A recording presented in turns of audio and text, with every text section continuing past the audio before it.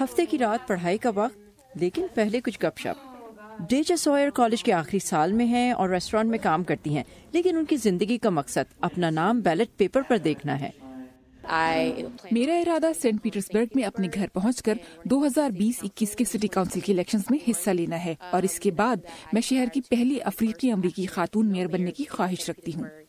تیاری کے لیے ڈیجا نے ریڈی ٹو رن نامی ٹریننگ پروگرام میں شرکت کی۔ یہاں وہ الیکشن مہم چلانا سیکھتی ہیں، اور پھر سب سے مشکل کام فنڈ ریزنگ۔ ٹرینرز متفق ہیں کہ سیاست میں عورتوں کی نسبت مرد زیادہ ہیں۔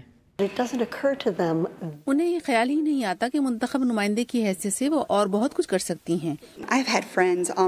میری ساری زندگی مجھے بتایا جاتا رہا ہے کہ مجھے الیکشن میں کھڑا ہونا چاہیے، لیکن میرے اندر ہمیشہ ایک آواز مجھے کہتی تھی کہ میں اس کے قابل نہیں ہوں۔ کون میری بات سنے گا؟ ویسے تو امریکہ بھر میں خواتین کو سیاست کے لیے تیار کرنے کے بہت سے پروگرامز ہیں، لیکن صرف ریپبلکن خواتین کی تربیت کی ضرورت کو پورا کرنے کے لیے پروگرامز کم ہیں۔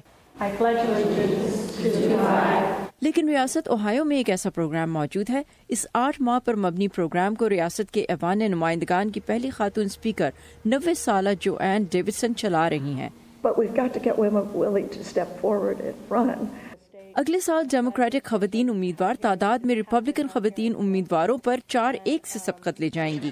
کچھ کا خیال ہے کہ پچھلے سال کے امریکی صدارتی انتخابات کے نتیجے سے خواتین سیاست سے دور ہوئیں، لیکن پھر واشنگٹن میں خواتین کے تاریخی مارچ نے انہیں نئی توانائی دی۔ بہت سی ڈیموکریٹک خواتین اس لیے آگے آ رہی ہیں کیونکہ وہ کچھ خاص ایشوز پر پرزور انداز میں سوچتی ہیں۔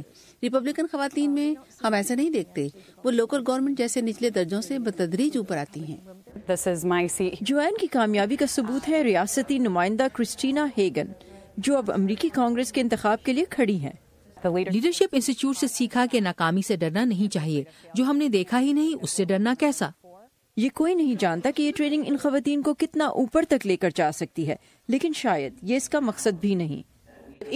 چاہے میں جیتوں یا ہاروں، میں نے اپنی عمر اور مجھ سے کم عمر لڑکیوں کے لیے ایک مثال قائم کر دی ہے، تو میں نے اپنا کام کر دیا اور میں پھر کوشش کروں گی۔